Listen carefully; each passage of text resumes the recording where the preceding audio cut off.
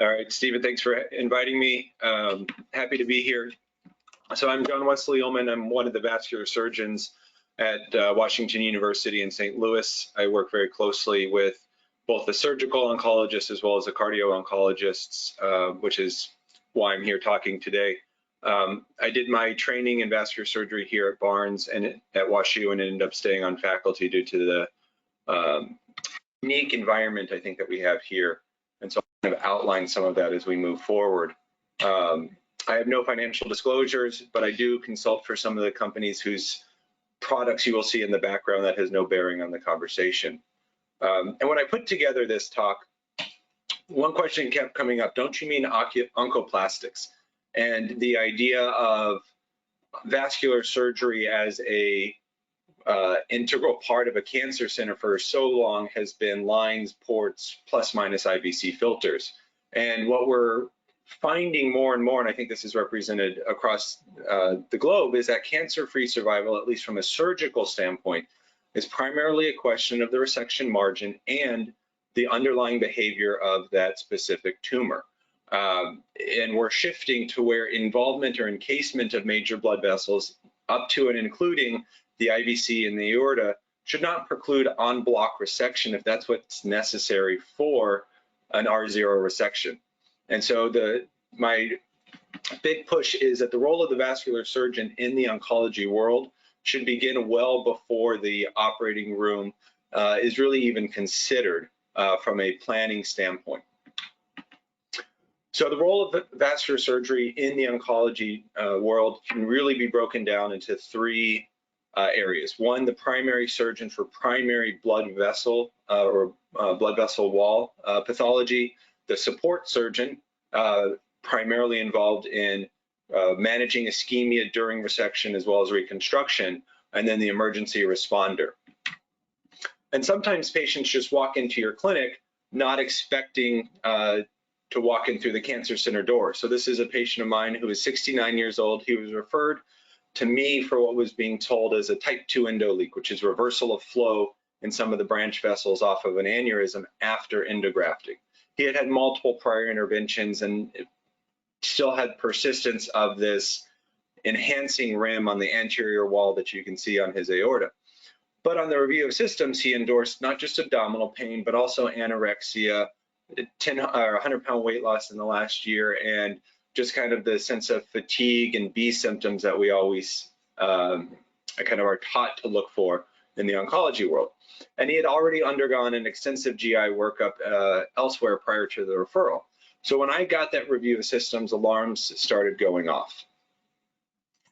So the first thing we do is try to characterize exactly what we're looking at. So we had an ultrasound that really wasn't specific for anything other than a type 2 endoleak, but with those symptoms, as well as the multiple failed interventions, we kind of dug a little deeper and we repeated the CT scan, and you can see that there's a large interval change in the wall of the blood vessel itself. And these two CT scans are about 3 months apart, and you can see there's a lot more enhancement and the suggestion of vascularity.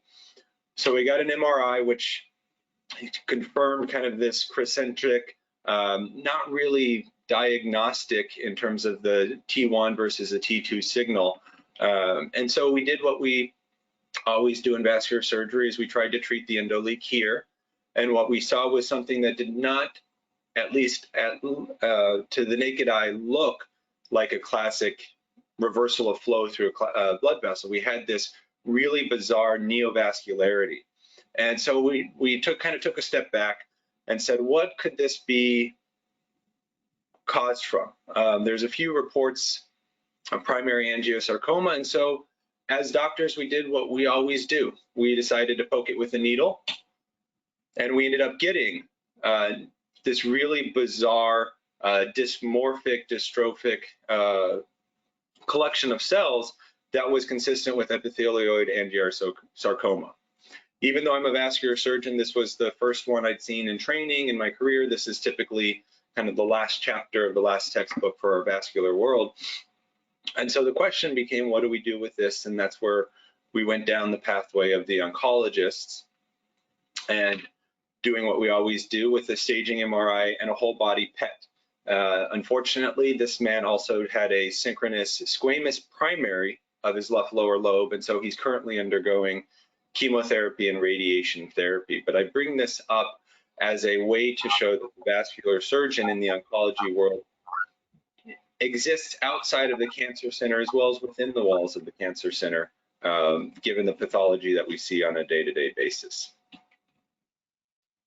So moving into the role of the support surgeon, the first question when it comes to surgical resection is en bloc resection versus periadventitial dissection, or this idea of, do we resect the blood vessels or do we dissect around them? And that changes based on, once again, the underlying tumor biology, the degree of encasement. And then once we've made the decision to resect, the question is, how do we reconstruct them? And then what do we need to look for in terms of maintaining function and dealing with eventual wound issues, depending upon where in the body we may be operating in? So urology is probably the most frequently encountered disease cancer service that utilizes vascular surgery service here at Barnes-Jewish Hospital. And we know that up to 15% of RCC is associated with caval thrombus. However, even in the situations where there isn't necessarily caval thrombus, there's still this, there's occasionally this interdigitation, of the cancer and the lymphadenopathy around the great vessels that we help with dissection on. So even if we aren't resecting or opening the cava, we are occasionally called when there's, almost complete or complete encasement of the great vessels with either tumor itself or the resulting lymphadenopathy. And you can see here it's splitting the IVC in the aorta, and this was a mass that was able to be resected without having to reconstruct any of the major blood vessels once the nephrectomy was completed. But when I was going through this talk, building it, there was a really nice review of a major cancer center's experience in terms of how do you manage RCC with caval involvement. And what they found looking at 200 or so patients was that ligation without reconstruction was associated with early term consequences and complications in terms of a 5-time increase, 90-day readmission, twice as much all complications, both minor and major, as well as a significant increase in bilateral lower extremity. But once you got the patients out of that initial insult, you found that you had similar outcomes in terms of resultant renal function, cancer, and all-cause mortality out at 18 months. And so for certain cancers, we're starting to find that the idea of resect and dissect doesn't necessarily follow with resection and reconstruction, excuse me. And this is mirrored coming out of Stanford, looking at retroperitoneal sarcoma involvement, where roughly 5% of sarcomas involve vascular structures in their experience over a 20-year period. They found, once again, there's higher upfront risk in terms of increased OR time, need for transfusion. Any complications were found to have an order of magnitude of 2 higher, and then a longer length of stay. But once again, moving out of that acute period, there wasn't any change in the long-term outcomes related to the group that required resection and reconstruction versus simply dissection and leaving the blood vessels in situ. And so the predictors of survival that they gleaned from this paper was that, once again, it's really tumor grade or the underlying tumor biology that determines the long-term survival, as well as the presence of any metastasis at the time of operation, which correlates with the malignancy or the underlying malignancy in the biology thereof. And so the ultimate question here is, what can the patient tolerate? In patients who are young and otherwise healthy, they can tolerate combined IVC and aortic reconstruction with a relatively benign postoperative course in terms of the early acute period. This is obviously something that you wouldn't necessarily offer someone at the age of, or the extremes of age, and that's where the role of kind of the preoperative evaluation and the cardio-oncology service really kind of help determine candidacy for some of these operations. So I'm going to go through a few pictures, and then we'll take a break, or we'll take a pause and open it for some questions to get some audio or some audience involvement. But this is one of the particular areas where I think there's the most challenge in terms of identifying wound issues, but also trying to preserve functionality for patients over the long term. So this is a 56-year-old male who presented with an enlarged groin mass. He had no functional limitations. He was a farmer in the Missouri boot heel, and he had no systemic symptoms other than just an isolated groin mass. He relatively benign past medical and past surgical history, other than a BMI of 43. So with everything in the US, he got a CT scan as the initial diagnostic utility. It demonstrated a roughly 6 mm lobulated soft tissue mass in the left inguinal canal. And as I said earlier, the one thing that we do is we poke it, and the biopsy demonstrated myxoid liposarcoma. So he got a staging chest CT, chest M and pelvis, and PET CT, and there was no evidence of metastatic disease. And so the question becomes, what do we do? Do we, in terms of resect or dissect, reconstruction options, and then how do we manage wound and lymphedema issues? So Stephen, if you want to open it to the crowd, if anyone has any questions or comments as to how they would initially approach this. Hi, Dr. Ohman. This is Dan Linehan. I'm also one of the Cardio-Oncology at WashU. So I don't know if we've ever officially met, but really appreciate you doing this. You know, in this case that you're talking about, is there any concern when you do a biopsy that it would spread the tumor hematogenously? When you're concerned about a sarcoma, because I know that you know, that's a relative concern with, for example, angiosarcoma.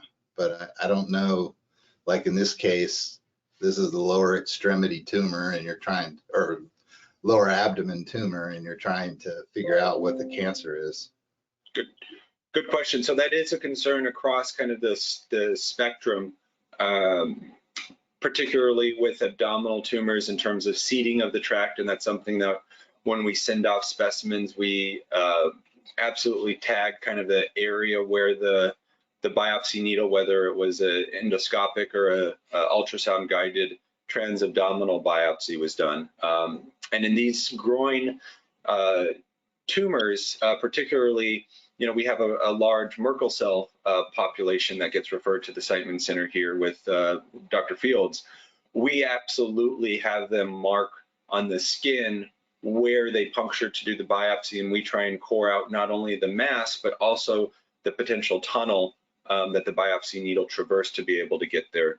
And it's not so much hematogenous, but more kind of seeding of that tract, as well as potential lymphatic spread along that course, particularly in the lower extremity and in the groin, where you have the confluence of the lymphatic drainage for the lower extremity, both from a spread standpoint, as well as you'll see later on in this case from a wound management standpoint, because the rate of lymphedema in this area can be, depending upon the series, anywhere from 15 to 70% with the groin dissections. And that's across both cancer operations as well as more standard vascular surgery operations. And so then I guess the other thing, you know, you sort of just mentioned this about the marking the skin, and then I guess doing something careful in terms of, I guess you try to just make the needle pass in one pass so that you don't potentially spread along the tract. But is there any other technique that you use to try to make sure that the biopsy is done without seeding the tract? Well, full disclosure, I don't do these biopsies. Are done by radiology here, but my understanding, having done some as a resident when I rotated on the radiology service, was that it is a single poke, single pass attempt that they do for the large core needle biopsies, whether it's once again in the groin or in the breast or in the abdomen. They really try to minimize the number of passes through that area. and try to stay, if they have to take another core needle biopsy, they try to take it through that same skin puncture and ideally the same skin tunnel on the way in. Okay, no, I wasn't expecting that you did those biopsies per se, but I figured you probably knew about it because of, you know, your concern, what you said, and in terms of, you know, when you actually go for the surgery.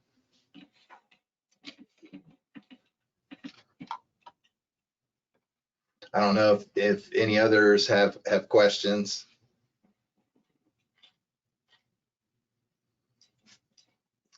I'm not seeing. Yeah, I'm not seeing questions pop up in the chat. No. Okay, so we'll go ahead and move forward. And a lot of these decisions are made in conjunction with our primary surgical oncologist, whether that's HPB surgery in the abdomen or some of the more extremity-focused surgical oncologists here. And the decision was made given the nearly 180% involvement in the SFA right here, as well as the femoral vein. The decision was made to do a primary resection with reconstruction. And then so that left us with the question of what do we try to do from a reconstructive standpoint? Preferentially, we always try to do autologous tissue, once again dealing with wound issues later on down the line, as well as overall patency. So saphenous vein is kind of the workhorse in this reconstruction option. However, he had an aggressive size mismatch between his native vasculature as well as the greater saphenous vein being roughly half the size of the artery and less than half the size of the common femoral vein. We try to avoid prosthetic in this area for a variety of reasons, specifically patency and wound-related issues. And so what we ended up using was cryopreserved or cadaveric aortoiliac segment, and we used the distal aortic bifurcation to reconstruct the femoral bifurcation here, and the more proximal, larger aortic component for the venous segment here. And then we asked our plastic surgery colleagues to come in and cover it with the sartorius flap and to address any lymphatic issues at the time with the microscope. Once again, knowing that we did do an aggressive wide resection of all of the structures, including the significant amount of lymphatic drainage. Once again, just medial to the vein is where we know that occurs. And we're very glad we did, because despite having a patent reconstruction at 2 years follow-up, he's back on his farm with no evidence of distal disease. He has had persistent issue with lymphedema in terms of swelling of that area without overt wound breakdown. And as long as the skin remains intact, we try not to drain these patients because we consider it a sterile environment as long as it's never drained. And the vast majority of these patients will at least resorb this over time. And it took until about the 18-month follow-up mark for him to really resorb this lymphoma, or this lymphatic fluid collection. How long does that surgery take on average? It looks like it would take a long time. So on average, it usually takes about 2.5 to 3 hours for the resection and the reconstruction. And then depending upon which muscle belly is used by the plastic surgeons, whether it's the sartorius, which is just a local rotation that takes about 30 minutes, versus a rectus femoris flap, kind of taking it from the anterior thigh, that can take up to an hour, hour and a half, depending upon kind of the extent of the wound, the size of the wound, and the empty space that they have to fill. And then occasionally they'll need to do delayed skin grafting.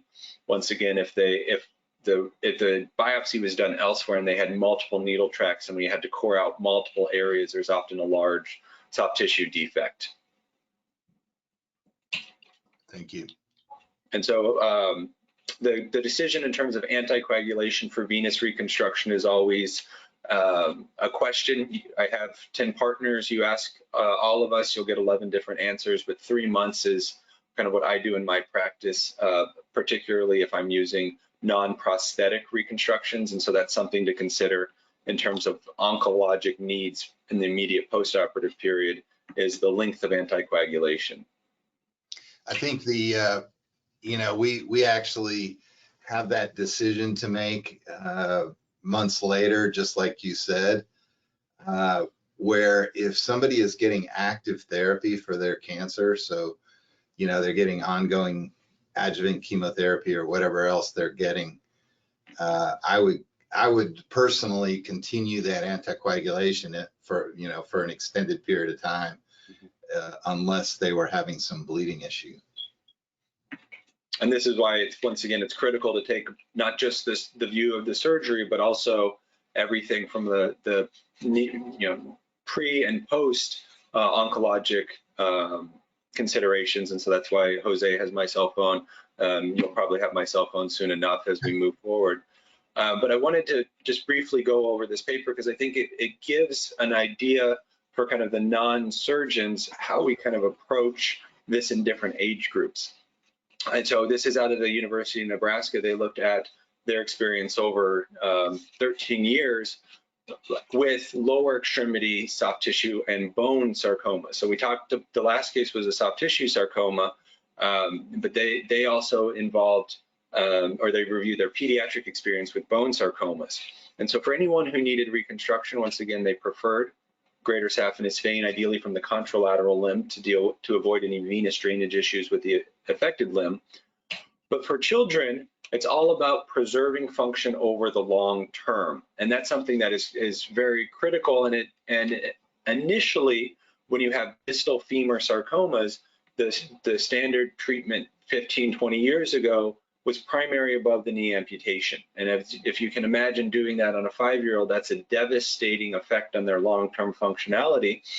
And what this group kind of developed and popularized was the rotation plasty, at least in the United States. I know it was done in Europe a few years before this.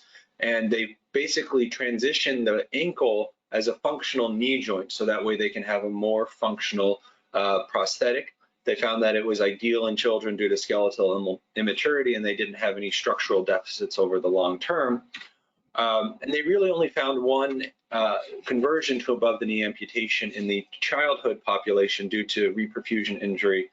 And that was one of the first in their series just because of the inexperience with the operation. It took longer than they expected, and they had a venous thrombosis in that patient.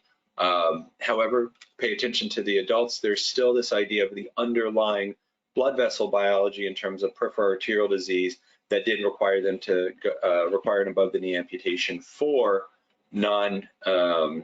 occlusion of the arterial graft due to progressive peripheral arterial disease. So there's still the underlying patient biology in addition to the tumor biology.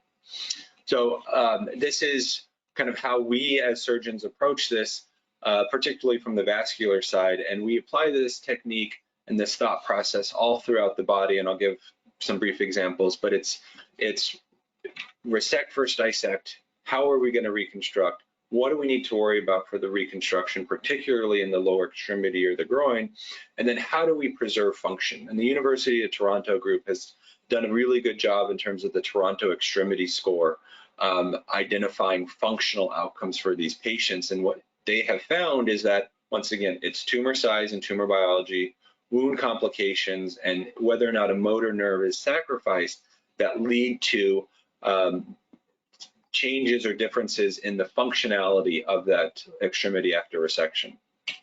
And as a vascular surgeon who operates everywhere in the body, it's not always blood vessel related that I get called to look at films. So I do a lot of thoracic outlet syndrome, and this is a C8 nerve sheath tumor that one of the neurosurgeons and I tackled last year in a 38-year-old female. We had to do a full brachial plexus exploration, and since I'm there several times a week, we did it as a combination case, and she had a wonderful recovery without any lower or upper extremity injury or phrenic nerve injury.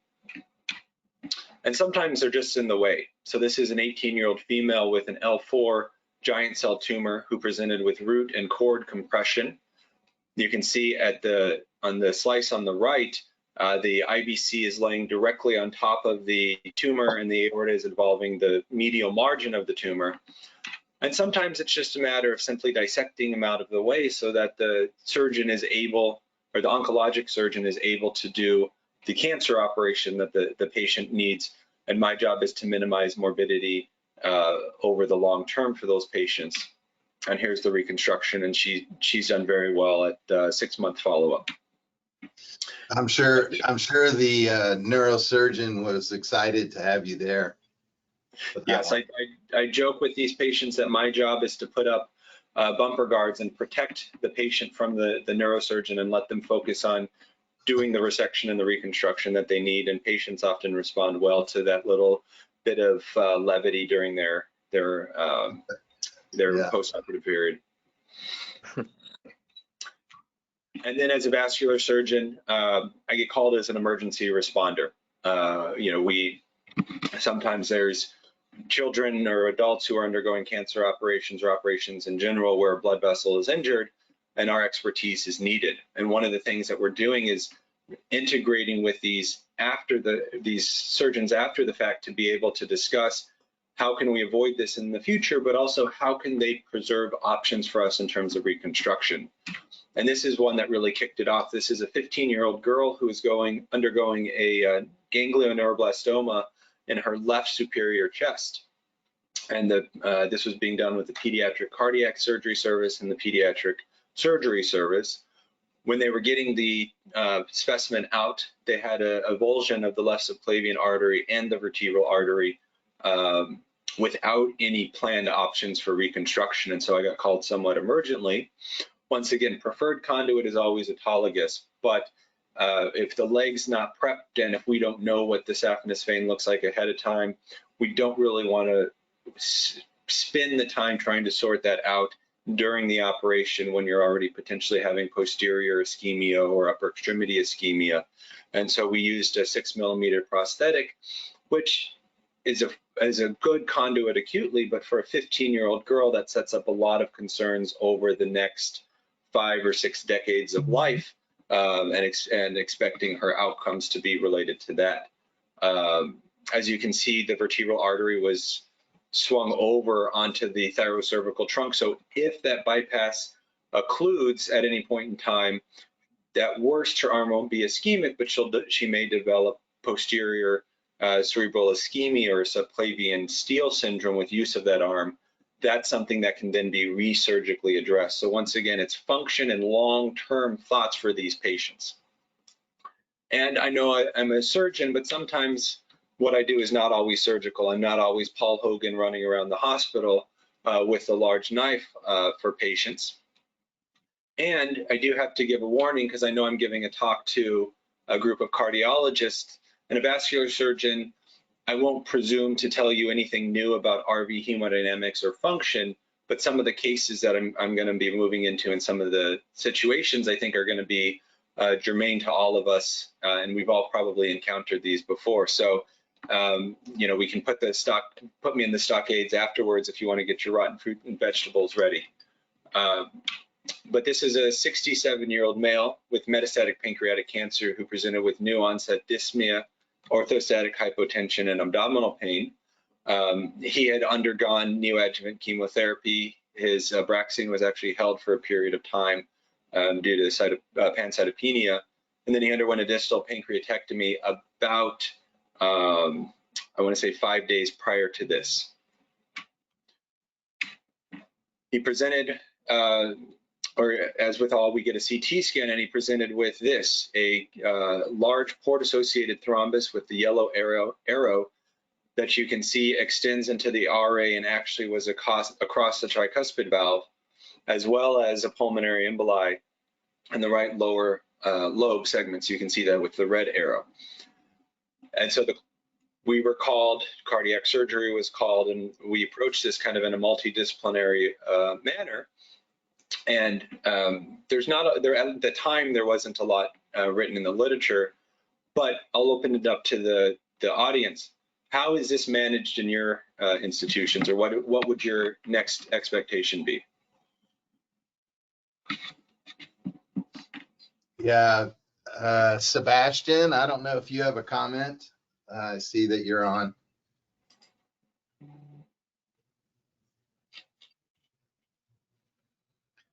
Sebastian's our great colleague in Poland and has a long-standing interest in PE and DVT. So yes, can you hear me? Yes. Congratulations from Poland. I appreciate your work.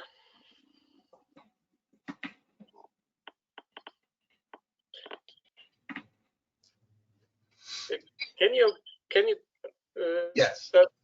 Can you tell which new oral anticoagulant do you prefer in your daily practice as the surgeon? So this is something that I routinely defer to the hematologist on, but it depends on the indication. So for oncologic, I've actually had a strong preference for apixaban. However, for PAD or wearing the other portion of my vascular surgery hat, rivaroxaban is my preference for patients who have an arterial indication, whether that's peripheral arterial disease or arterial reconstructions related to their cancer operation. Okay, I can agree that rivaroxaban seems to be most effective amongst the all new oral anticoagulants. Can you agree with my opinion? And I won't argue with your opinion, but I think some of my colleagues here would have strong opinions on the relative merits of apixaban. Yes, particularly in the pulmonary vasculature. Yes, I agree. And apixaban may be understood as the more safety, in my opinion. Mm-hmm. All right. So if you had this patient with this large RA mass extending with evidence of emboli into the pulmonary vasculature, how would that be handled at your institution? We have some evidence, some experience with patients with severe thromboembolism, and as the first step, we prefer long infusion bar unfractionated heparin in such a situation. And as the next step, of course, low molecular weight heparin. As the last step is oral anticoagulation. This is our algorithm in my hospital. All right, and I think that's going to be pretty much true for everyone in terms of the initial management of these patients, in terms of the decision for unfractionated versus low molecular weight, depending upon local preferences as well as the potential need for surgical procedures. And so this patient was started on unfractionated heparin while this was being discussed. And here we've moved to being a little bit more aggressive, particularly anything over 4 centimeters is our area kind of cutoff, or if they have evidence of distal emboli. And I wanted to kind of review just a little bit, moving towards the nephrology literature, because there's not quite as large an experience with catheter-associated thrombus, at least in the literature, related to right atrial thrombi. And so this review out of Greece showed a mortality of just under 20%. And this was associated with advanced age, presence of any underlying complications, which in this patient population is probably substantial, and then non-removal of the catheter. Here we actually advocate not removing the catheter at the initial identification of the thrombus, just out of concern for further embolization.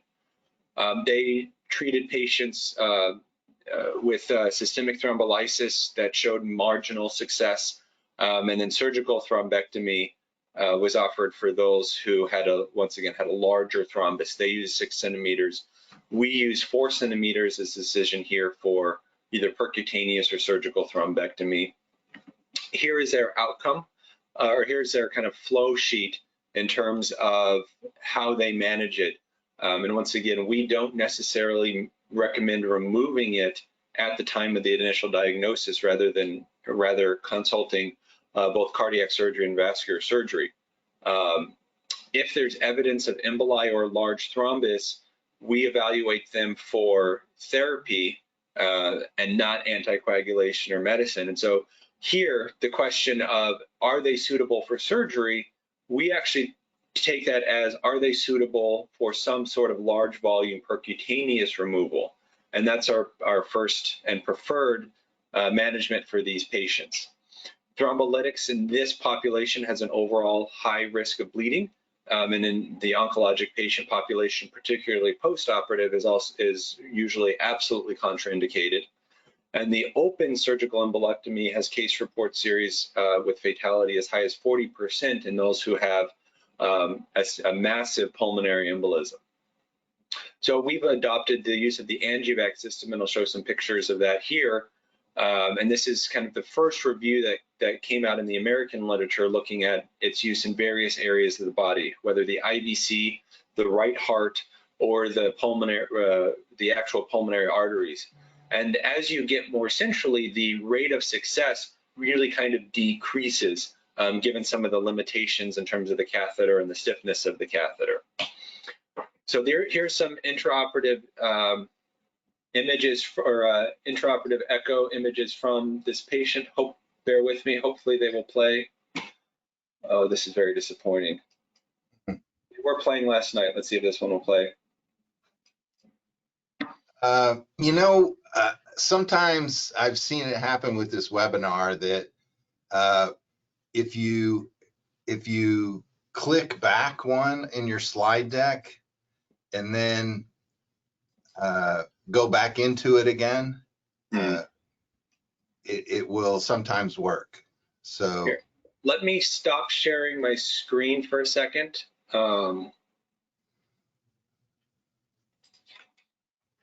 And let me see if restarting it this way will allow it to play.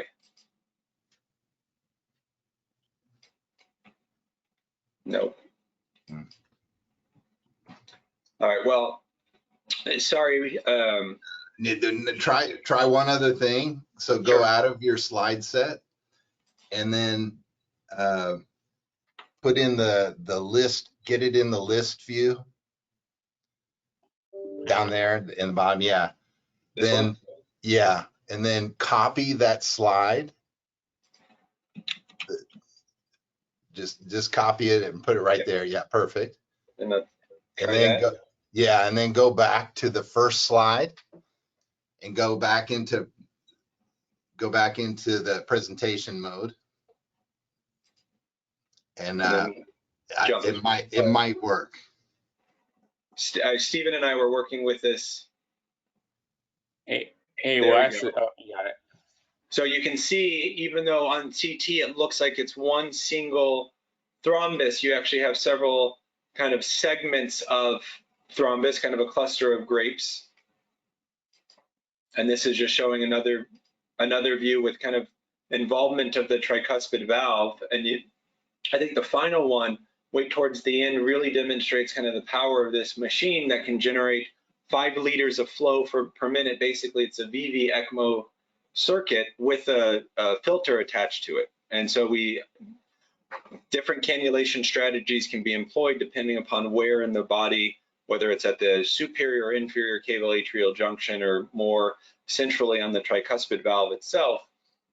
That changes how we cannulate these patients, but we always start flow, usually in the retrohepatic IVC, remote from the thrombus to make sure the patient can tolerate it. And we slowly ramp up from 500 up to 5 liters of flow per minute, just depending upon how much suction power we need. Yeah, man, that's a huge, complex thrombus there. Unfortunately, we were able to remove it from the patient. And one of the benefits from this is we can actually send it to pathology. We just break open the bubble trap. But it does not require any lytic therapy, but as long as the patient can tolerate a heparin bolus at the time of the operation, and that's typically aiming for an ACT of greater than 300, and that's about 100 units per kilogram of ideal body weight. That opens doors for these patients that don't necessarily have the capacity to tolerate lytic therapy, which isn't, in my opinion, as effective as this would necessarily be on its own. I see Dan Jalon has a question. I don't know if you want to speak up there, Dan. Yeah, a question of As a principle, do you prefer or recommend to have the tip of a catheter put in the right atrium or the SVC early on? Very good question. And you know, once again, with all of the different interventional radiologists and vascular surgeons here, you'll get N+1 number of answers, but my preference is actually to put it into the right atrium. I think, especially in some of the more caustic agents, you have a lower likelihood of causing either SVC stenosis or thrombotic events occurring if it's more free floating in the right atrium itself, as opposed to directly adjacent to the superior cable atrial junction. The reason I'm asking, I think there was one or a few papers who show that if you put it in the SVC, you tend to have less early on thrombosis compared to placing it in the right atrium. Some paper in the past. I'm not familiar with that paper, but I'll look at it. And I know one campus-wide, we're moving more towards a little bit further into the right atrium, as opposed to right at the superior cable atrial junction here. Okay, thank you. And in this patient, here's the post-operative CT 3 days after the procedure. You can see there's still the residual pulmonary emboli. At no point did he manifest any signs of right heart strain or RV dysfunction. And so we left that well enough alone, given that he was going to be therapeutically anticoagulated and it was relatively distal in the pulmonary vasculature. So, Dr. Ohman, I just want, Dan Jalan is from Israel. He's one of our main contributors for Cardio-Oncology from Israel. So just wanted you to know that you're talking to about 14 time zones. Well, I appreciate everyone who may be closer to bedtime being here. So as I briefly mentioned earlier, I would argue, and I think we're moving here, that percutaneous maneuvers, whether angiovac or some of the newer devices, should be considered the first line for right atrial and cable atrial thrombus over a certain threshold, as well as if they've had evidence of embolization to the pulmonary vasculature. There are some cannulation strategies that allow for different treatment options, and as opposed to some of the lytic therapy, there's no need for heparinization after the operation if there is otherwise a contraindication to maintaining them on long-term anticoagulation. All right. As I mentioned, though, this device is limited more peripherally in the IVC, the RA, and so let's go to a little bit more of a central case that affects a lot of patients undergoing both surgical as well as medical oncologic treatment. So this is a 63-year-old male who's post-op day 4 from a combined colectomy and hepatic resection for focal metastatic colorectal primary. He gets up to work with physical therapy and develops tachycardia, tachypnea, and PEA arrest. He has return of spontaneous circulation after 2 rounds of CPR, and he's taken to the ICU with a stable hematocrit. However, he has evidence of myocardial strain as measured by a previous 4th-generation troponin, BNP, with elevated lactate. And since he's in America, he gets the standard evaluation, which is a CT scan, which demonstrates significant bilateral pulmonary emboli and an RV to LV ratio of 1.4 as measured by our radiologist. And this is confirmed with bedside echocardiography. And so this is something that I'm sure everyone on the conversation has managed and probably can speak about the RV dynamics much, much better and more detail than I can. But in terms of PE, we really haven't moved the needle over 20 years since the first kind of big registry of PE therapy from a lytic standpoint. Mortality from massive and submassive still remains high. All we've done is kind of come up with a new nomenclature for submassive versus now we think of intermediate high risk PEs. We still have a mortality rate roughly around 40%, and our use of lytics is still associated with a high risk of major bleeding, both intracranially and otherwise. And we're still seeing that a lot of intermediate, some of the lower risk patients are still dying after they leave the hospital or after they've been diagnosed and even started on anticoagulation. And both in the vascular as well as in the interventional radiology and interventional cardiology literature, there's been attempts to change either thrombolytic dosing, reflecting some of the earlier STEMI trials with reduced dosing associated with decreased bleeding risk. We're not seeing that with catheter-directed therapy or reduced dosing, and we're still seeing a significant bleeding risk in some of the larger trials that are industry-sponsored or looking at certain catheter-directed therapies. So I know we all have our approach for how to manage RV dysfunction and pulmonary emboli. And from the vascular surgery and interventional radiology literature, this is kind of how we approach these patients in terms of who should be medically managed and stabilized versus who should have an intervention or a procedure done. So we look at the RV to LV ratio because we know that there's a statistically significant increase in mortality for every 0.1 over the 0.9 threshold. I think that's reflected in the cardiology literature as well. The odds ratio for mortality of an elevated troponin is 5 without any kind of decile breakdown.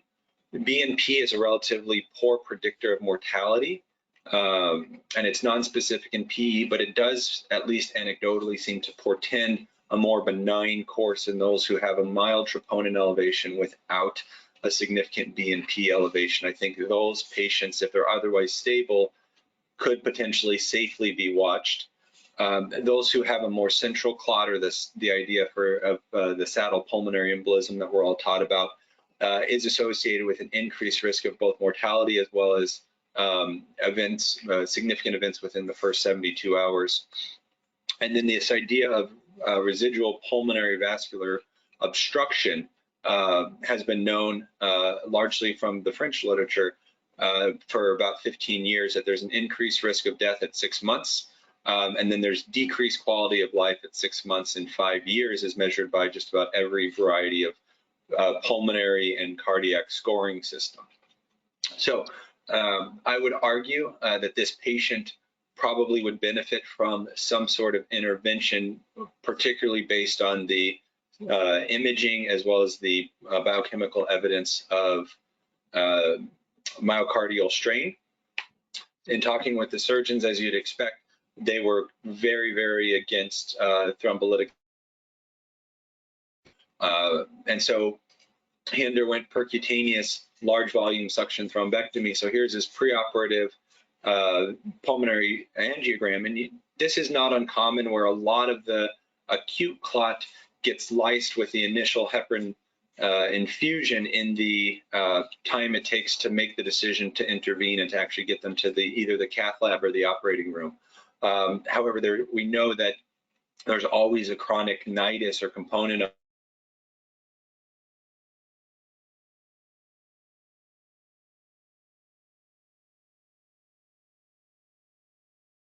it that doesn't lyse with either heparin alone or even thrombolytics, and that's what you're seeing in largely the mean PA pressure was 60. And then after just a few passes with this device, we were able to drop that down to 31 in both main PAs as well as in the main outflow tract. And this is what we're able to extract from the patient. So I present this case with a grain of salt because at least in America, and I think elsewhere, there's a very large explosion of industry involvement in new devices in this space. And so there's a lot of data that is put out by industry that needs to be taken with a grain of salt, but anecdotally, and I think we're seeing a much clearer picture that these patients benefit from this idea of the large volume thrombus aspiration and potentially removing that chronic nidus in terms of acute and long-term reductions of the RPVO and RV stress and strain. And these patients don't necessarily require anticoagulation either during the case or post-procedurally. And we've done the PA thrombectomy and left an IVC filter behind in those patients who were high risk intermediate high risk pulmonary emboli who cannot tolerate anticoagulation after the procedure. And so I want to end. Yeah, I was just Joe Carver at Penn. Do you have any recent exposure to these procedures, or what's happening at Penn?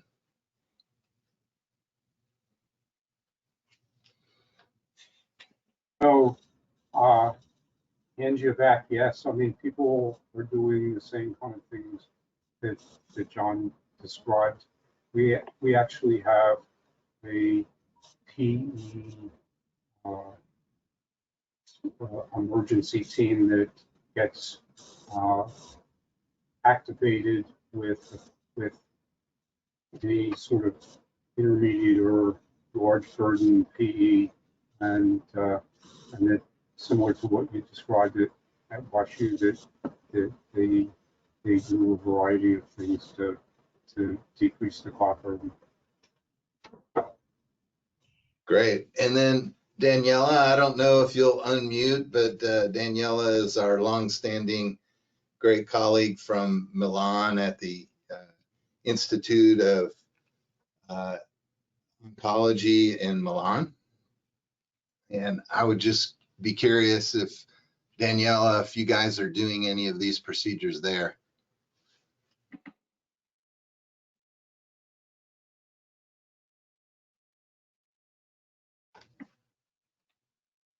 Maybe she's not quite hearing things, but yeah, I mean, you know, I can just say I was very excited to know that you were doing these procedures here at WashU. I think that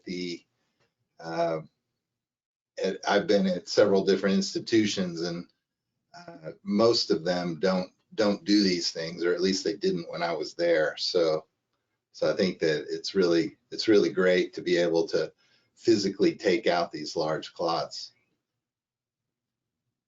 And I think Yeah, go ahead. Patricia Guerrero had a question. Good morning. Thank you, Dr. Ohman, for a great presentation. So I'm at Advent Health in Orlando, and we have had several of these patients with right atrial thrombus actually attached to the lateral wall of the right atrium in conjunction and with the port. So my question is that following Angiovac, oftentimes the thrombus cannot be entirely removed. It seems to be extremely organized. So apart from removing the port, you know, there has been a lot of debate amongst our cancer surgeons, and here at Advent Health, it's interventional cardiology that actually does the Angiovac procedure. So there's been debate as to how long do we keep these people anticoagulated? What is the actual risk of mobilization of what appears to be a very adherent and organized thrombus on the right atrial wall? And so how long do we submit these patients to anticoagulation? There's everything from lifelong to 90 days. It seems like there's really an area that is data deficient. So I was just curious about your opinion and what's being done at WashU. Very, very good, Dr. Guerrero, and I'll kind of take it in 2 points. And you know, the critical part for the Angiovac procedure is actually having a good TEE service, and that's our cardiac anesthesiology service in the operating room. And most of these are done with very minimal fluoroscopy, and it's really the TEE images that guide a lot of the decision making. I'm not trying to, you know, that the one I showed was great in that we removed just about everything. We typically see a small amount of thrombus that, as you said, is either adherent to the lateral wall or is in with the trabeculae. And if we're not able to pull it out or dislodge it with the Angiovac device at maximal RPMs, I think the risk of that embolizing later on is relatively low, because there's not going to be another force acting on the thrombus greater than that. in terms of the length of time for, in terms of management of the subsequent port, what I will do is I will actually engage the port itself with the Angiovac machine and advance that catheter into the SVC while the port is being removed. The first few times I did that, we got several additional hits of catheter-associated thrombus or the fibrin sheath trapped in the bubble trap. And so that's kind of been the key takeaway that I do from that is if the decision to remove the port is made, I want it done under Angiovac protection. In terms of the length for anticoagulation, I agree this is something that is relatively data deficient. And so what I'm going to say is entirely data free and is really my opinion more than anything else is if the catheter is left in place, they should be kept on anticoagulation until the catheter can be removed and then maintained on that for a period of 3 months. And if the catheter is removed at the time of the operation, to Dr. Linehan's point earlier, they should be kept on anticoagulation during therapy and then an additional 3 months afterwards. And I use that 3-month period looking at the lower extremity risk of rethrombosis after an initial unprovoked DVT, where that risk really kind of tapers off at about the 6 to 8 week mark. And we maintain for an extra month to kind of maintain that protection from a medical standpoint. So I hope that answered the question as best I can. Thank you. It's much appreciated. John, that's actually perfect. I just want to throw in another wrinkle that we often get asked with a small thrombus that's less than 4. The oncologists want to continue to use the port. So what are you telling people in that situation? Very good questions. And so I rely on the CHEST guidelines, which suggest that if the port is necessary, starting them on anticoagulation and kind of treating through the thrombus as long as it's under 4 centimeters, which is, once again, completely just a local institutional preference, as well as whether or not they need the port to remain in place. If they have any, regardless of 4 centimeters, if they have any evidence of pulmonary emboli, then I think we're in a rock and a hard place. But if the RV is not showing any strain, it's a relatively small thrombus, then I lean more towards anticoagulation, because a lot of the early reports with Angiovac demonstrated residual thrombus on echocardiography somewhere in the order of 1 centimeter to 1.5 centimeters. To Dr. Guerrera's point, it's kind of interdigitated within the myocardium of the heart. And if I'm taking a 2 centimeter mass down to 1.5, I don't think it's really worth subjecting the patient to that risk. It's really more of the larger volume thrombus that, for whatever reason, seems to be more mobile and more likely to embolize, that I think it's worth being more aggressive. And we've done some Angiovac procedures for 4 centimeter thrombus where the medical oncologists tell us we still need central access, and I will strip the port as much as I can of the fibrin sheath using the Angiovac device, but still leave it in place if they're going to be anticoagulated. Yeah, John? Can I have a comment, question? Can you hear me? Sebastian Schmidt from Poland once again.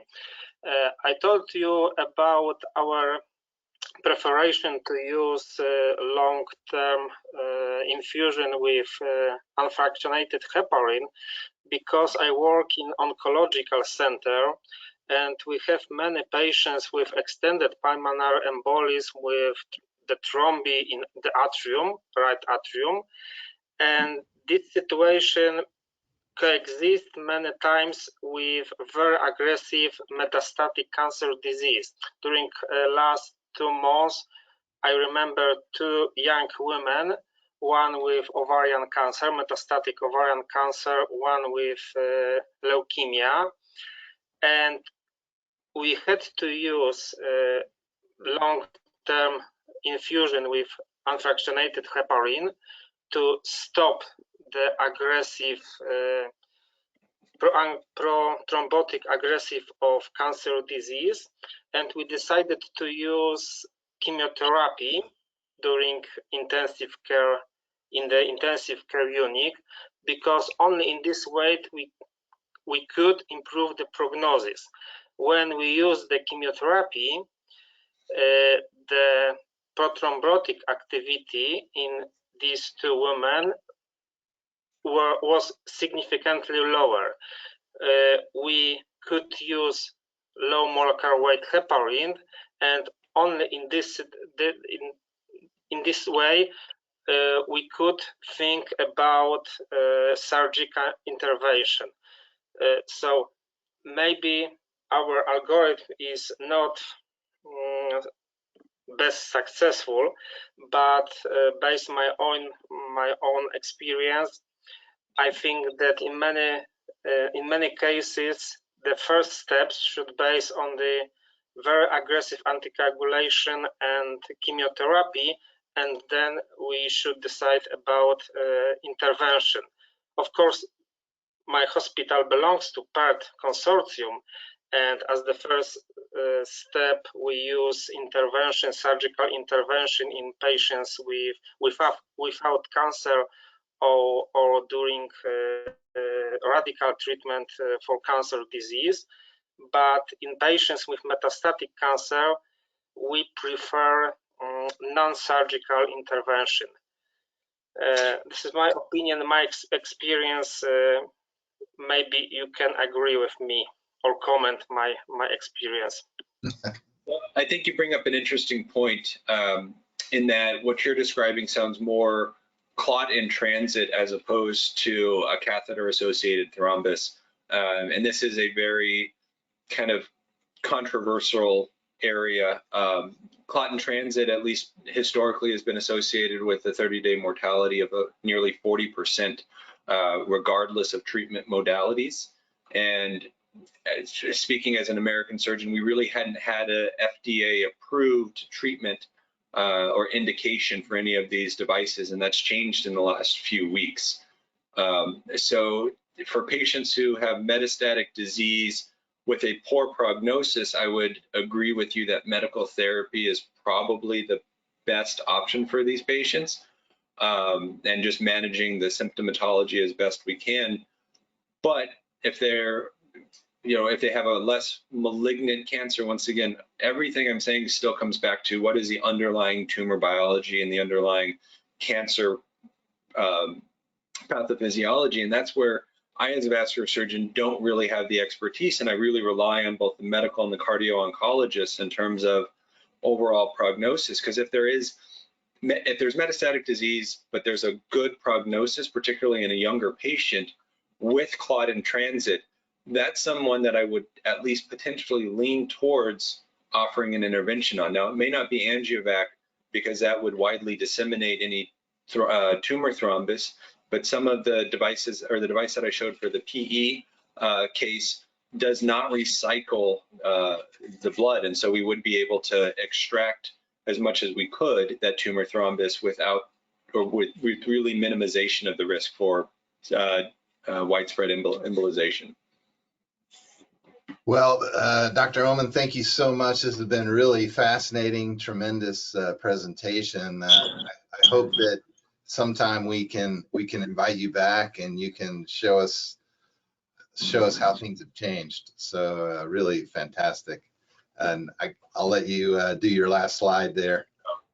Sorry, this is just my plug. I'm heavily biased as a vascular surgeon, but I do think that surgeons are becoming more of an integral part of a modern cancer center, surgical and non, where it's no longer just ports, lines, and IVC filters, but I think the more we're involved in surgical planning and prepping, even if we're not directly involved in the operation itself, patients will benefit. Major vascular reconstruction or involvement should not preclude what's needed from the oncologic resection. And then, as I said, percutaneous rescue therapies are expanding. And please, local institutions have different service lines. As Dr. Guerrero said, it's interventional cardiology there. Interventional radiology here does some of the PE procedures. So partner with your local facilities as best you can. And Dr. Linehan and Dr. Alvarez-Cordona, thank you very, very much for the invitation to present. I'd be happy to come back anytime. Great. Yeah, thank you, John. This is Jose. Thank you so much for doing this. We are going to keep you busy for sure. So we'll be in touch. Looking forward to it. All right. Thank you all. We'll see you next week, same time. It'll be a different topic. I don't remember what it is, but Journal Club next week. all right. Sounds great. Great. Thank you all so much. Thank you. Congratulations once again. Thank you. Great Very appreciate it. presentation. Congratulations. Thank you very much. Goodbye.